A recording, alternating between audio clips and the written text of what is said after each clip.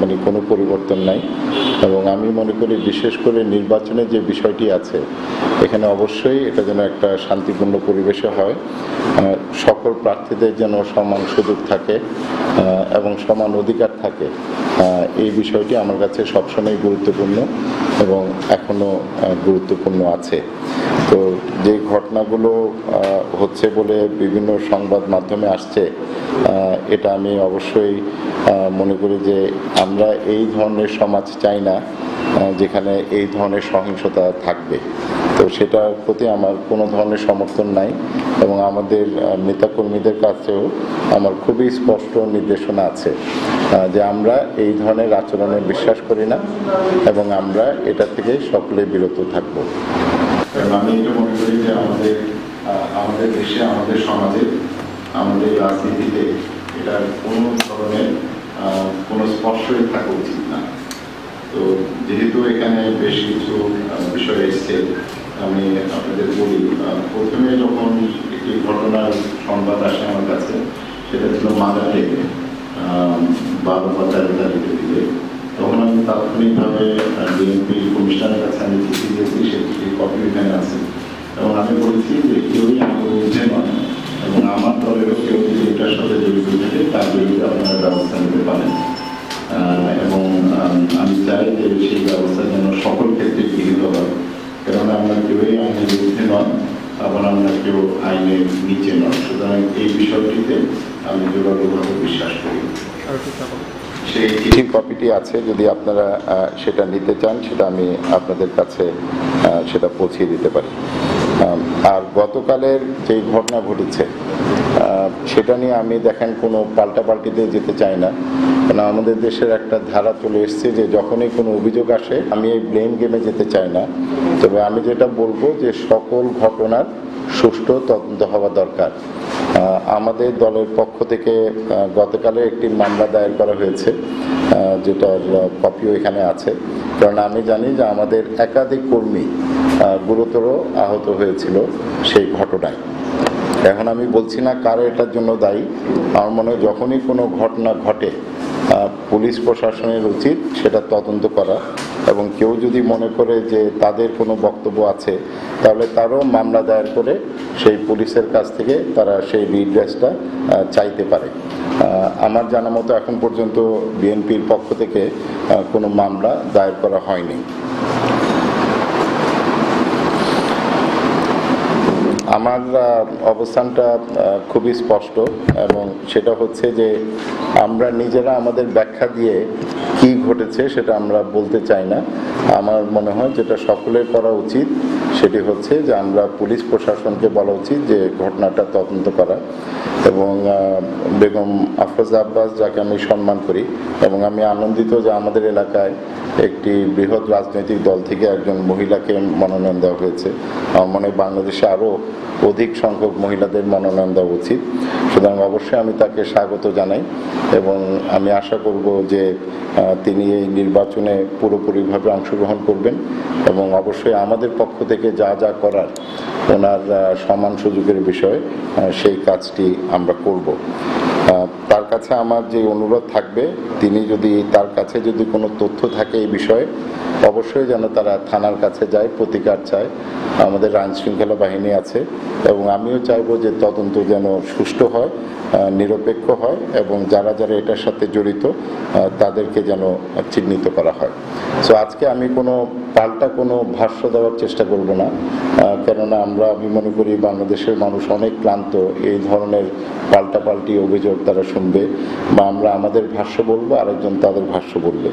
যদি কারো কোনো বিষয় থাকে, কারো যদি কোনো গ্রিভেন্স থাকে, তারা অবশ্যই থানাতে যেতে পারে এবং এই বিষয়ে যদি আফরোজা আব্বাস আমার সাথে অন্য কোনো প্রার্থী যদি কথা বলতে চায় যে আমরা এই ধরনের একটা পরিস্থিতি থেকে কিভাবে বেরিয়ে আসতে পারি, নির্বাচনের আগে আমাদের পরিবেশটা সার্বিকভাবে আমরা আরও কিভাবে উন্নত করতে পারি, তাহলে আমিও যে কোনো আলোচনায় আমি বসতে রাজি আছি।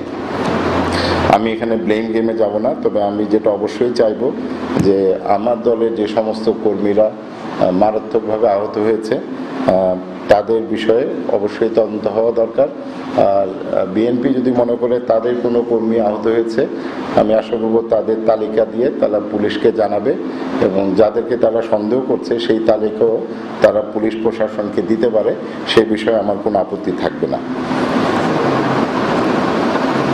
আরও একটি বিষয় যেটা আমার মনে হয় আমি আফরোজ আব্বাসের কাছ থেকে প্রত্যাশা করব, সেটি হচ্ছে যে আমরা যখন নির্বাচন করি প্রার্থী হিসাবে আমাদের অনেক অধিকার থাকে, আমাদের অনেক রাইটস থাকে, আমাদের অনেক প্রিভিলেজ থাকে, তবে তার পাশাপাশি আমাদের দায়িত্বের বিষয়টাও এখানে চলে আসে। আমাদের কিছু দায়িত্ব থাকে, এবং সেই দায়িত্বের অংশ হিসাবে আমরা কিভাবে আমাদের প্রচারণাগুলো চালাচ্ছি, আমাদের প্রচারণার মধ্যে এমন কোনো বিষয় আছে কিনা যেটা মানুষের মধ্যে ভীতির একটা পরিবেশ সৃষ্টি করতে পারে বা এলাকায় উত্তেজনা সৃষ্টি করতে পারে, আর সেটা থেকে আমার মনে হয় আমাদের সকলের বিরত থাকা উচিত। আমি যে ছবিগুলো দেখেছি এবং এখানে সে কিছু ছবি আছে, সেগুলো আমার মনে হয় আমরা দিয়ে দিতে পারি এটা সবার কাছে। দেখেন, আপনারা যদি আমাদের কোনো রাজনৈতিক দল যদি তাদের মিছিলে বাঁশ নিয়ে বা বাঁশের লাঠি নিয়ে এবং সেটাকে কৌশলে তার উপরে হয়তো 6 ইঞ্চি বা 7 ইঞ্চির একটা প্রতীক তারা যদি ঝুলিয়ে দেয়, তাহলে তো এই বাঁশ বা এই লাঠি ছোটা এটা তো দিয়ে যে কোনো সময় একটা আক্রমণ হতে পারে। সো এই কাজটা আমরা কেন করব? আমি মনে করি এটা থেকে আমাদের সকলের বিরত থাকা উচিত, এবং সেই ছবির মধ্যে আপনারা স্পষ্ট দেখছেন যে এই ধরনের একটি পরিবেশ সেই মিছিলে ছিল। এখন তারা এটার জন্য দায়ী বা তাদের পরিচয় কি সেটা তো আমি যাচ্ছি না, তবে আমাদের সকলের এই ধরনের আমি বলবো কৌশল থেকে আমাদের বিরত থাকা উচিত। আরও একটি বিষয় যেটা চলে আসে সেটি হচ্ছে যে আমরা যখন আমাদের প্রচারণা চালাবো, আমরা কাদেরকে নিয়ে চালাবো?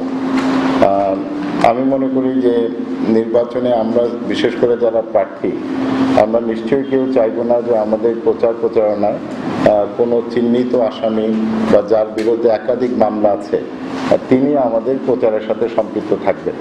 এবং আমি গতকাল যে সংবাদ পেলাম পরবর্তীতে, সেটি হচ্ছে যে গতকালের বিএনপির মিছিল থেকে, এবং এটা আফরোজ আব্বাস তার প্রেস কনফারেন্সেও বলেছেন যে তার গাড়ি থেকে বা তার আশেপাশে তার কিছু নেতাকর্মীদের গ্রেফতার করা হয়েছে। এখন আমি জানি না এই দুইজনকে কোথা থেকে গ্রেফতার করা হয়েছে, তবে তাদের যদি আমরা পরিচয়টা দেখি তারা কারা ছিল।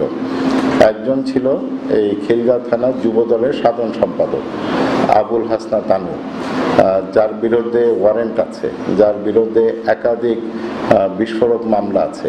সো সেই ধরনের সন্ত্রাসী লোকজন যদি একজন প্রার্থীর সাথে থাকে, তারা তো যে কোনো সময় একটা অঘটন ঘটাতে পারে। সেটা যিনি প্রার্থী তার নিরাপত্তার জন্য সেটা ভালো কিছু নয়, আর এলাকার যারা ভোটার আছে তারাও এখানে ক্ষতিগ্রস্ত হতে পারে।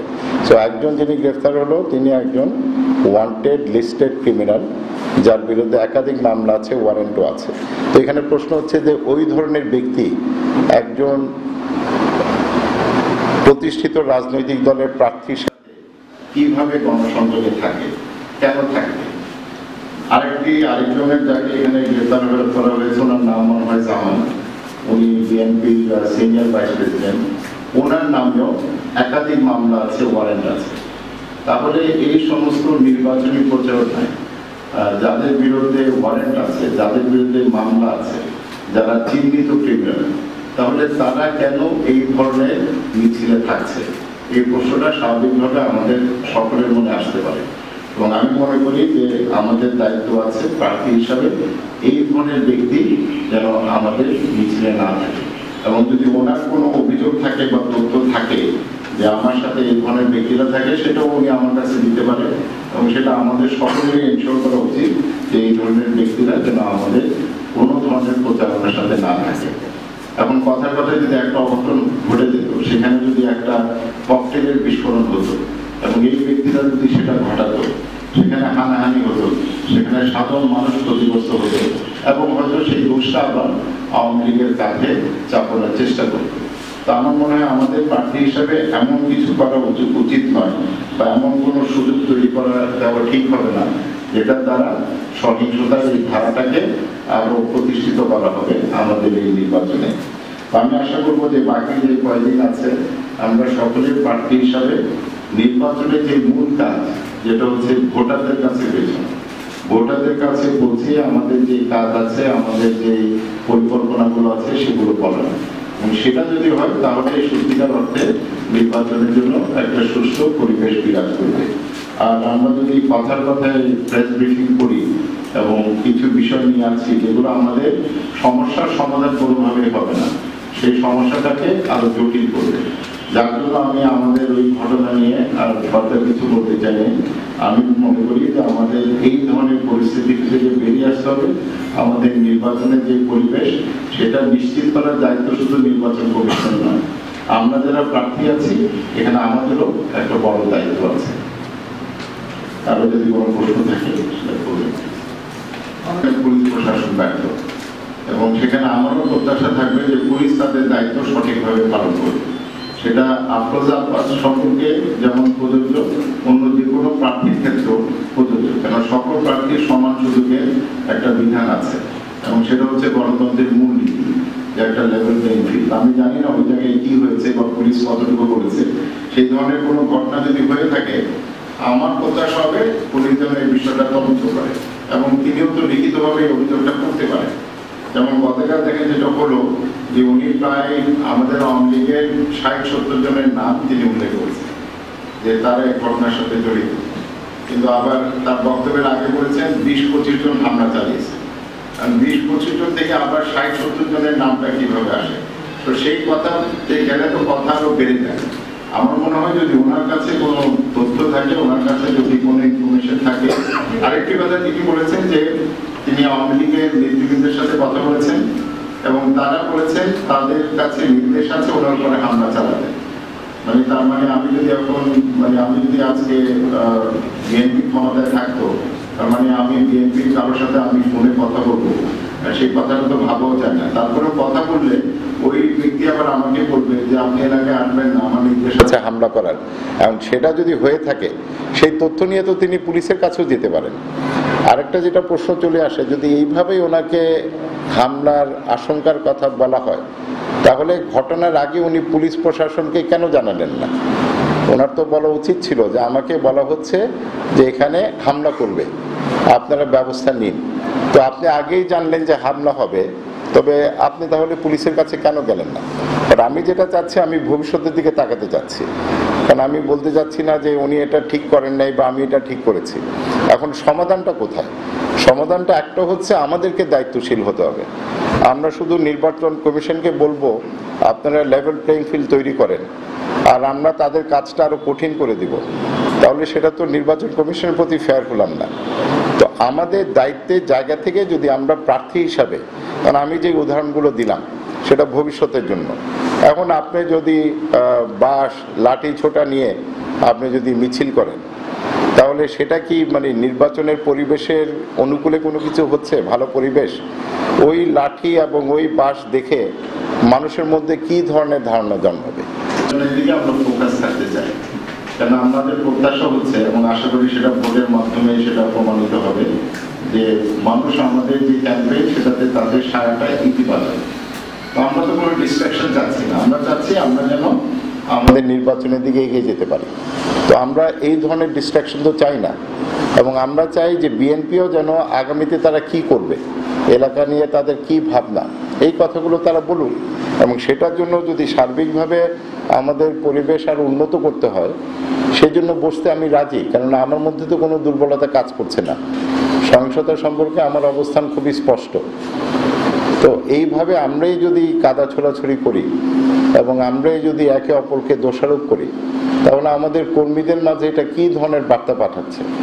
কারণ যদি আমি বলি যে উনি নির্দেশ দিয়েছেন আমাকে হামলা করার জন্য, তাহলে আমাদের কর্মীরা সেটা কিভাবে গ্রহণ করবে? সেখানে তো আমাদের একটা দায়িত্ব আছে।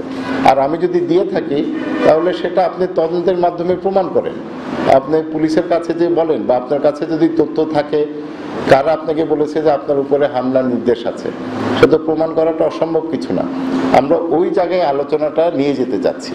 আর আমি যদি আজকে শুধু এখানে আছে, আমার কাছে অনেক তথ্য আছে, ধরুন আমাদের যে নেতাকর্মীরা যারা আহত হয়েছে, আমি আপনাদের এই তথ্যগুলো দিতে পারতাম।